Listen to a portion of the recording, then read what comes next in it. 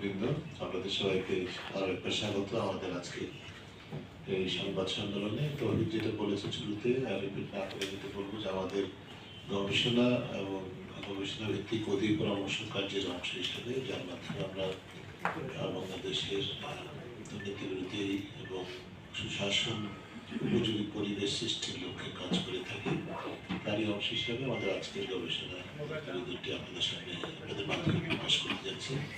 এবং একটি গুরুত্বপূর্ণ খাত, যেটি মোবাইল আর্থিক খাত বা MFS নামে পরিচিত, সেই খাতটি বিশ্বব্যাপী মোটামুটি পৃথিবীর সব দেশেই, অনেক দেশে এটি অত্যন্ত জনপ্রিয় আর্থিক খাত হিসাবে প্রতিষ্ঠিত হয়েছে, পরিচালিত হচ্ছে।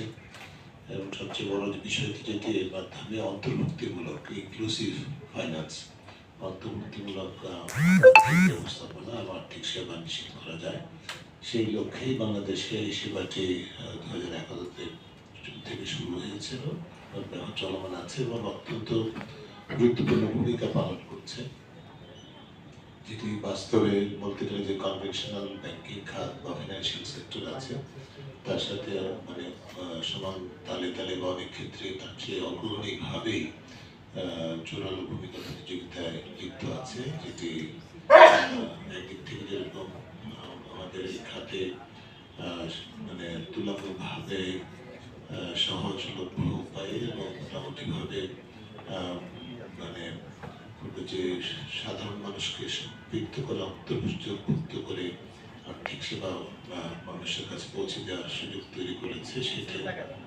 সেই খাতটা নিয়ে আমরা এই কমিশনটা করেছি আজকে। বিশেষ করে এই কারণে যে আপনাদের মতো যারা গণমাধ্যমে কাজ করেন, আপনাদেরই বিভিন্ন সময় প্রতিবেদনে এবং অন্যান্য গবেষণায় এবং বিশেষ করে সাম্প্রতিককালে সরকারেরও কিছু কিছু উদ্যোগের মাধ্যমে এই খাতে সুশাসনের ঘাটতি, চ্যালেঞ্জ, দুর্নীতি, অর্থ পাচার, এই ধরনের বিষয়গুলি আলোচিত হয়েছে, প্রকাশিত হয়েছে, আপনারা প্রকাশ করেছেন।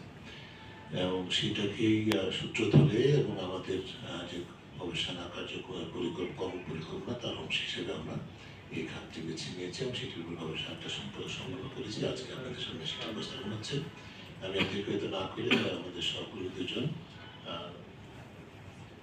আমি শুরু করবে, তারপরে